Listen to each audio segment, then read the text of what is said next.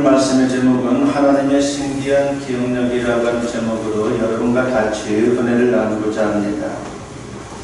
요즘 고령화 시대에 많은 분들이 장수를 합니다. 100수 이상 하시는 분들도 상당히 많죠. 저도 장례식을 이렇게 집례하다 보면은 100세 이상 되시는 분들이 더러 계시더라고요. 그래서 제 경험으로는 이제 두 번째 이렇게 백수 하신 분들을 장례식 집례를 했던 그런 기억이 있습니다.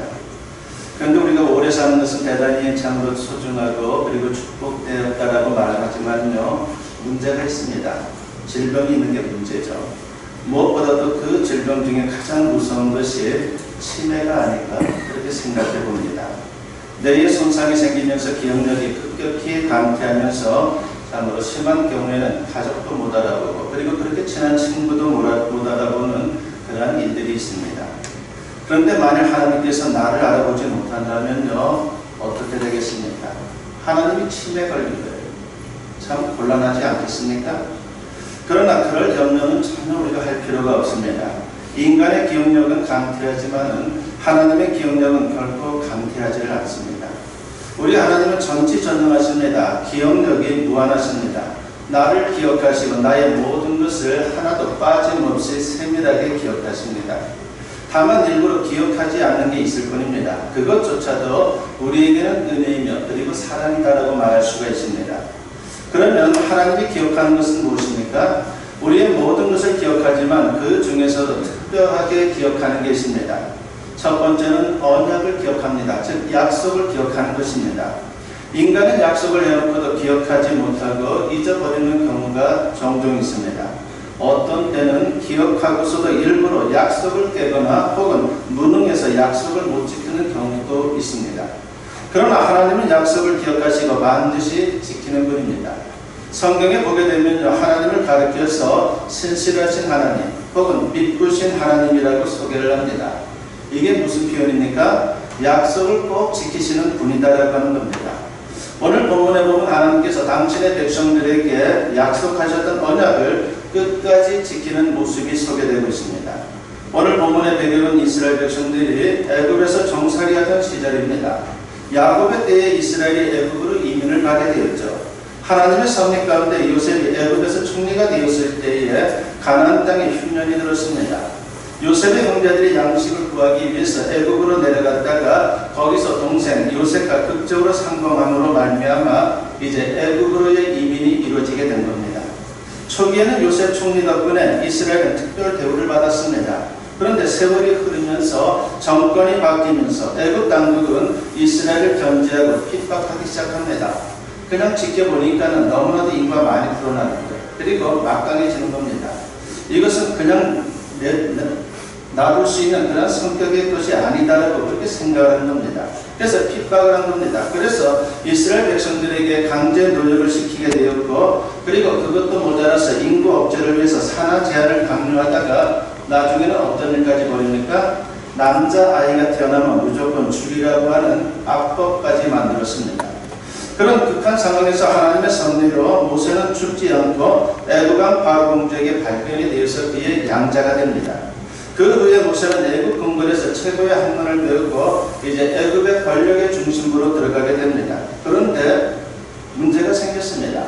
이스라엘 백성들을, 이스라엘 사람을 핍박하는 애굽인을 보고서 그냥 죽이고 만 것이죠. 그래서 그 살인사건에 휘말리면서 결국은 미디안 광야로 피신을 가게 됩니다. 그로부터 40여 년이 흘렀고 출애굽 직전의 상황이 오늘 본문의 배경인 것입니다. 오늘 본문은 그때의 상황을 이렇게 소개합니다. 본문 24절과 25절을 보니까 하나님이 그들의 고통 소리를 들으시고 하나님이 아브라함과 이삭과 야곱에게 세운 그의 언약을 기억하사 하나님이 이스라엘 자손을 돌보셨고 하나님이 그들을 기억하셨다라고 했습니다. 하나님께서 언약을 기억하시고 출애굽의 역사를 시작하셨다는 겁니다.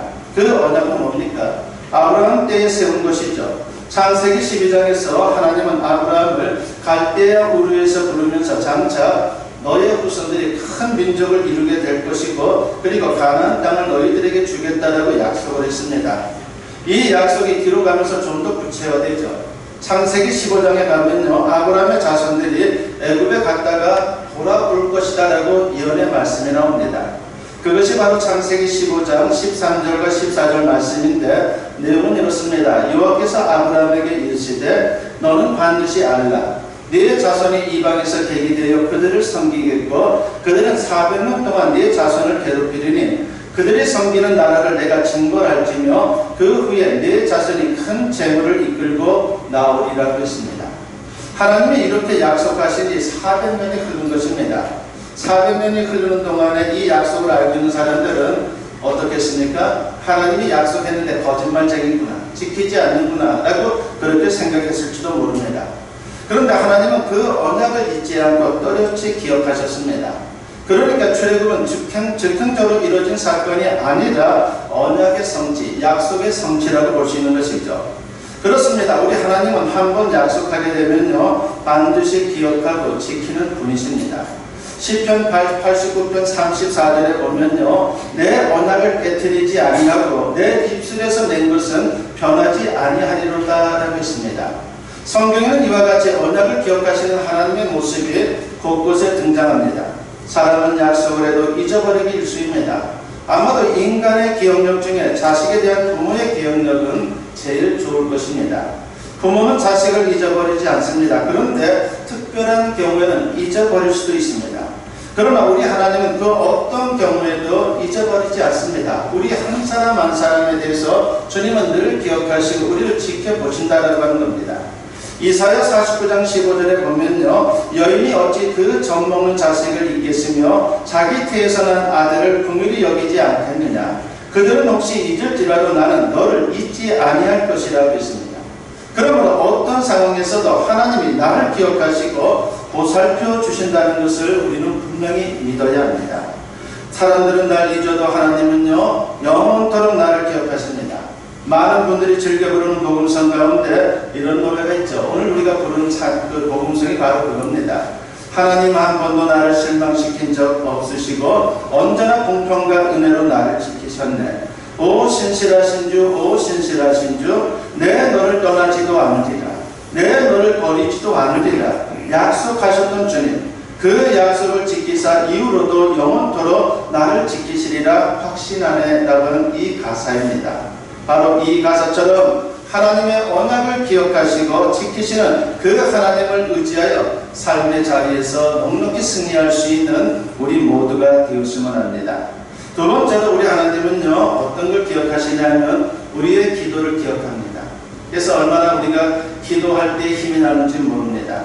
이스라엘 백성들은 애굽에 살면서 요셉 덕분에 오랫동안 풍요롭게 살았습니다. 가장 좋은 땅에서 살았어요.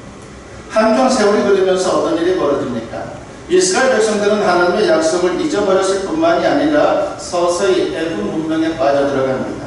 그런데 정권이 바뀌면서 핍박이 심해지게 되었고 결국은 그 고통 속에서 그 핍박 속에서 그들은 하나님께 기도하기 시작합니다. 본문 23절과 24절을 보면 여러 해 후에 애굽 왕은 죽었고 이스라엘 자손은 고된 노동으로 말미암아 탄식하며 부르짖으니 그 고된 노동으로 말미암아 부르짖는 소리가 하나님께 상달됐지라. 하나님이 그들의 고통 소리를 들으시고 하나님이 아브라함과 이삭과 야곱에게 세운 그의 언약을 기억하사라고 했습니다. 힘들고 어려운 상황에서 기도하는 그 모습을 통해서 참으로 그들이 얼마나 간절히 기도했겠는지 충분히 짐작해 볼 수 있는 거죠. 그래서 우리의 삶에 있어서 고통은요 그냥 고통이 아닙니다. 우리를 깨우는 그런 고통이 되는 거죠. 그래서 그 고통 속에서 우리가 주님을 기억하고 주님께 부르짖으면요 주님은 그 기도를 들어주게 되는 것입니다. 바로 그 기도를 들으시고 하나님께서 어떤 역사를 일으킵니까? 우리가 잘 아는 출애굽의 역사를 시작하게 되는 겁니다. 그 기도를 기억하시고 모세를 부르시고 모세를 통해서 이스라엘을 애굽에서 구원해내셨습니다. 하나님은 우리가 기도할 때 결코 흘려듣지 않습니다. 그 기도를 꼭 기억하시고 응답해 주십니다. 우리가 잘 아는 히스기야 왕이 죽을 병에 걸리지 않았습니까? 그때 히스기야 왕이 어떤 일을 합니까? 하나님께 통곡하며 기도했습니다. 그때 하나님은 그 기도를 기억하시고 응답해 주셨습니다. 열왕기하 20장 3절과 5절에 보면 여호와여 구하오니 내가 진실과 전심으로 주 앞에 행하며 주께서 보시기에 선하게 행한 것을 기억하옵소서. 기억하옵소서 하고 히스기야가 심히 통곡하더라. 너는 돌아가서 내 백성의 주권자 히스기야에게 이르기를 왕의 조상 다윗의 하나님 여호와의 말씀이 내가 내 기도를 들었고 내 눈물을 보았노라. 내가 너를 낫게 하리니 네가 3일 만에 여호와의 성전에 올라가겠고라고 하는 말씀이 나옵니다. 기도 응답으로 히스기야는 치유를 받게 되죠. 그리고 3일 만에 성전에 올라가서 제사를 드리게 되었습니다. 그리고 15년의 생명 연장을 받았습니다. 그러므로 기도할 때 당장 응답받지 못한다라고 해서 여러분 낙심하지 마십시오. 하나님은 가장 좋은 것을 가장 좋은 때에 가장 좋은 방법으로 응답해 주시는 분입니다. 우리가 기도하는 것이 중요한 것입니다. 그러므로 성도에게는 하나님의 때를 기다릴 수 있는 그런 인내가 필요합니다. 기도하면서 너무 조급한 마음 가질 필요 없어요. 우리가 참 빨리 응답되면 좋겠다라고 하지만요, 하나님은 가장 좋은 때에 응답하는 분이기 때문에 우리가 낙심하지 않고 인내하면요, 가장 좋은 때에 가장 좋은 것으로 주님께서 응답해 주는 것입니다. 갈라디아서 6장 9절에서 사도 바울이 이런 말씀을 합니다. 우리가 선을 행하되 낙심하지 말지니 포기하지 아니하면 때가 이르면 거두리라고 했습니다. 여러분, 선을 행하는 것 중 하나가 바로 기도입니다. 그러므로 기도하면서 낙심치 않으면요, 반드시 하나님께서 그 기도를 기억하시고 응답해 주는 것입니다. 저자를 알 수 없는 이런 시가 있습니다. 개구리 2마리가 크림통에 빠졌다. 그렇다고도 한다. 미끄럽고 깊은 통이었다. 깊은 통에는 차가운 크림이 담겨 있었다. 아, 무슨 소용이 있어? 나를 도와줄 자도 없잖아. 세상 앞국바위, 친구 약국바위. 개구리가 말했다. 개구리는 울다가 그냥 빠져 죽었다. 둘째 개구리는 지독한 개구리라 겁을 내면서도 헤엄을 쳤다. 입술에 묻은 크림을 빨아먹고 크림 묻은 눈을 뻔뻔거렸다. 그래도 헤엄은 쳐봐야지. 그는 생각했다. 그랬다고도 한다. 개구리 한 마리 죽었다고 세상에 어떻게 되는 것은 아니다. 개구리는 1시간 남짓 발로 차고 헤엄을 치면서 계속 중얼거렸다. 몸부림치는 동안 크림은 버터가 되었고 개구리는 성처럼 된 버터 밖으로 홀짝 뛰쳐나왔다 라고 하는 것이 시의 내용입니다. 가만히 있었으면 그냥 죽었을 텐데 계속 움직임으로 말미암아 그 버터가 되어가지고 그 버터, 딱딱한 버터를 밟고서 바깥으로 나올 수 있었던 것이죠. 첫 번째 개구리는 그냥 포기했습니다. 하지만 두 번째 개구리는 포기하지 않았습니다. 첫째 개구리는 노력도 해보지 않았지만 두 번째 개구리는 무진장 노력했습니다. 팔로 차고 발로 또한 움직이면서 헤엄을 친 것이죠. 첫째 개구리는 세상과 하직했지만 둘째 개구리는 계속 버텼습니다. 결국 첫째 개구리는 빠져 죽었지만 둘째 개구리는 움직이면서 만들어진 버터 때문에 바깥으로 뛰쳐나올 수가 있었습니다. 포기하지 않고 끈기 있게 움직이면요, 결국은 살 길이 열리게 되는 것입니다. 이것이 바로 생존의 비결이고 성공의 비결이고 그리고 기도 응답의 비결입니다. 끝까지 하는 거예요. 응답이 주어질 때까지 포기하지 않고 하는 것, 그것이 우리에게 살 길이 된다는 것을 우리는 잊어서는 안 됩니다. 그러면 주님께서 그 기도를 기억하시고 반드시 가장 좋은 것으로 가장 좋은 때에 응답해 주시는 것입니다. 우리의 기도가 주님께 기억된 바가 되어서 좋은 것으로 응답받을 수 있는 하나님의 사람들이 다 되었으면 합니다. 세 번째로 우리 하나님은요, 우리의 헌신에 대해서 기억해 주십니다. 그래서 누군가를 섬기고 누군가를 위해서 내가 손해본 것 절대로 우리에게 손해보도록 만들지는 않는다라고 하는 것이죠. 하나님은 우리의 일거수일투족을 보고 계십니다. 그리고 주님을 위해서 이웃을 위해 헌신한 것을 모두 주님은 기억해 주십니다. 이것은 장차 주님 앞에 섰을 때 상을 주기 위해서입니다. 사도행전 10장을 보게 되면요, 우리가 잘 아는 인물이 나오죠. 바로 그 인물이 고넬료입니다. 그는 로마의 군대 백부장으로 하나님을 믿는 사람이었습니다. 그는 얼마나 경건한 사람이었는지 매일 3번씩 기도할 정도였습니다. 그리고 이스라엘 백성들을 위해서 요즘으로 말하면 교회를 지어서 줄 정도로 그렇게 신앙이 좋았습니다. 그날도 기도하고 있는데 천사가 그에게 나타나서 이렇게 말합니다. 사도행전 10장 4절 하반절에 보니까 천사가 이르되 내 기도와 구제가 하나님 앞에 상달되어 기억하신 바가 되었으니 라고 했습니다. 고넬료의 기도뿐만 아니라 그의 구제를 하나님이 기억하신다는 겁니다. 당시 로마 군인들은 아주 포악했어요. 우리가 영화를 봐도 참으로 포악하게 등장하는 것이 로마 군인들 아닙니까? 식민지 백성들을 압제하고 괴롭혔습니다. 그런데 고넬료는 정반대였습니다. 백성들을 섬겼고 더 나아가 가난하고 궁핍한 사람들을 구제했습니다. 하나님이 그 모든 것을 보시고 기억해 두신 것입니다. 그러므로 우리가 헌신하면서 사람들에게 드러내려고 애쓸 필요가 없어요. 하나님이 보시고 다 기억하십니다. 어떤 때는 하나님의 영광을 위해 하나님께서 자연스럽게 드러내기도 합니다. 그런데 본인이 광고를 하고 난리를 치는 게 문제예요. 아주 그건 추합니다. 그래서 예수님은 우리에게 이런 권면을 합니다. 마태복음 6장 2절부터 4절에 보면 그러므로 구제할 때 외식하는 자가 사람에게서 영광을 받으려고 회당과 거리에서 하는 것 같이 너희 앞에 나팔을 불지 말라.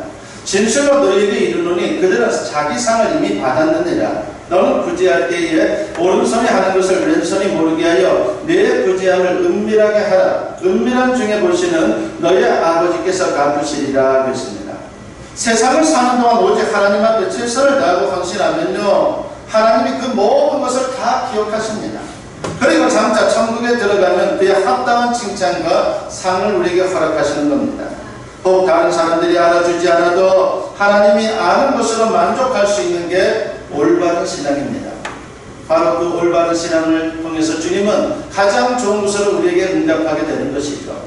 탈무드에서는요, 선한 일을 하는 여러 가지 상황을 단계별로 정리해서 가르치고 있습니다. 그것이 바로 자선의 황금 단계라고 하는 것입니다. 첫 번째 단계는 주고 나서 후회하는 단계. 두 번째 단계는 주기는 하지만 받는 이의 형편을 감안하지 않고 주는 단계. 세 번째는 주기는 하지만 요청하지 않을 때는 주지 않는 단계. 네 번째는 주기는 주되 받는 사람 기분 나쁘게 하며 주는 단계. 다섯 번째는 받은 사람은 준 사람을 알지만 준 사람은 받은 사람을 모르는 단계. 여섯 번째, 주는 사람은 받은 사람을 알지만 받은 사람은 준 사람을 모르는 단계. 일곱 번째, 준 사람도 받은 사람도 둘 다 모르는 단계. 여덟 번째, 미리 자비를 베풀어 빈곤을 면하게 하는 단계. 이렇게 되어 있습니다. 그렇습니다. 선을 행한다고 다가 아닙니다. 선을 행할 때에 어떻게 하느냐가 참으로 중요합니다. 은밀하게 해야 되는 거죠. 제가 그전에도 말씀드리지 않았습니까? 제가 인천에서 전도사로 있을 때, 그리고 거기서 목사 안수까지 받았는데 매년 학생들한테 장학금을 줘요. 근데 어려운 학생들에게 장학금을 주는 거죠. 근데 장학금을 주는 것은 대단히 중요하고 대단히 소중하지 않습니까? 근데 문제는 그 학생들을 대예배 시간에 다 앞으로 나오게 해가지고 한 사람 한 사람 이름을 부르면서 주는 거예요. 여러분, 그 입장에서는 어떻겠습니까? 돈을 받는 것은 좋을지 모르지만 그것은 사람이면요, 그걸 좋게 받아들일 수는 없는 거죠. 하루는 중학생이 저한테 와서 얘기를 합니다. 이번에 장학금 받지 않으면 안 돼요 라고 말합니다. 그런 식으로 장학금 주는 건 받기 싫다는 거죠. 자존심이 상한다는 겁니다. 받는 사람 입장도 고려하는 것, 이것이 대단히 중요하다고 하는 겁니다. 이것이 우리의 삶 속에 그 뒤에만 있는 것이 아니라 우리에게도 그런 모습들이 있다는 거예요. 이것을 우리가 극복하는 것이 대단히 중요합니다. 바로 은밀하게 하는 것이 무엇보다 소중하고 하나님이 기쁘시게 보는 것이죠. 오직 하나님만 알도록 해야 합니다. 이 헌신을 주님께서 기억하시고 반드시 갚아주시는 겁니다. 이런 아름다운 모습이 우리 모두에게 있었으면 합니다. 두 번째로 우리가 생각해 보고자 하는 것은요, 큰 이 번째, 바로 하나님이 기억하지 않는 게 있어요. 그렇게 기억이 좋으신 분이 기억하지 않는 게 있다라고 하는 겁니다. 하나님의 기억력은 무한합니다. 그런데 성경을 보면요, 뜻밖에도 하나님이 잊어버린다, 기억하지 않는다라고 하는 그런 표현이 종종 등장합니다. 이건 하나님이 기억하지 못한다라고 하는 의미라기보다는 하나님이 의도적으로 기억하지 않는 것입니다. 그러면 어떤 걸 기억하지 않고 지워버립니까? 십자가 앞에 나가 회개한 죄는요, 다 지워버립니다. 하나님은 인간의 모든 죄를 다 기억합니다. 그리고 그에 따라서 하나님은 반드시 심판하시고 징벌하시는 분입니다. 예레미야 14장 10절에 보면요, 여호와께서 이 백성에 대하여 이와 같이 말씀하시되 그들이 어그러진 길을 사랑하여 그들의 발을 멈추지 아니하므로 여호와께서 그들을 받지 아니하고 이제 그들의 죄를 기억하시고 그 죄를 벌하시리라 하시고 라고 했습니다.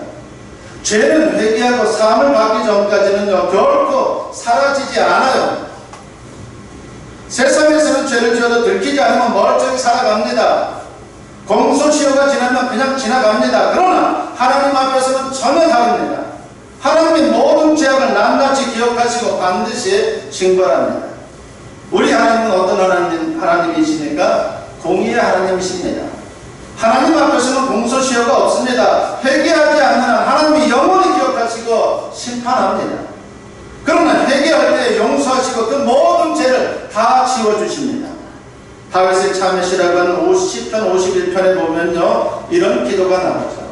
시편 51편 1절에 보니까 하나님이여 주의 인자를 따라 내게 은혜를 베푸시며 주의 많은 긍휼을 따라 내 죄악을 지워주소서라고 했습니다. 여기서 지운다는 것은요, 죄악을 아예 싹 씻어버리는 것을 뜻합니다. 그렇습니다. 죄는 오직 십자가의 보혈로만 씻을 수 있는 겁니다. 하나님은 십자가 앞에서 회개한 죄에 대해서는 절대로 기억하지 않습니다. 하나님이 삭제해 주신 죄악은 영원히 복원되지 않습니다. 얼마나 감사한 일입니까? 예레미야 31장 34절 하반절에 보면요, 내가 그들의 악행을 사하고 다시는 그 죄를 기억하지 아니하리라 여호와의 말씀이니라 했습니다. 십자가 앞에 회개하고 제사함을 받으셨습니까? 회개함으로 영적인 자유를 누리시기 바랍니다. 죄를 가지고는 절대로 제대로 된 인생 살 수 없어요. 사람들은 피할지 모르지만 하나님은 피할 수 없어요. 그러나 우리가 주님 앞에 회개하면요, 진정한 자유를 누리게 되는 것이고 깨끗함을 누리게 되는 것이고 진정 주님의 기쁨이 되는 인생을 살아가는 것입니다.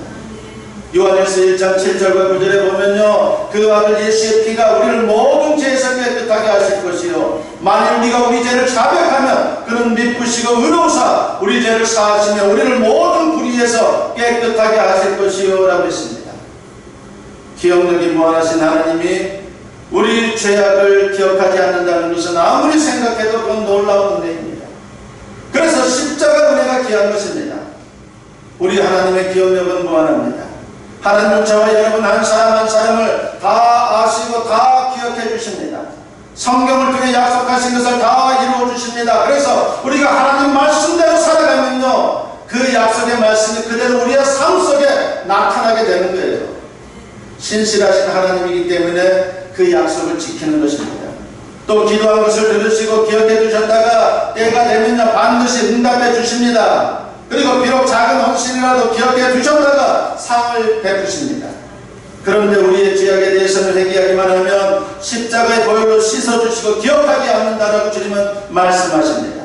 얼마나 놀라운 은혜입니까? 아무쪼록 하나님의 신기한 기억력으로 그 주시는 은혜를 풍성히 누릴 수 있는 저와 여러분 모두 될 수 있기를 주님의 이름으로 간절히 축원합니다.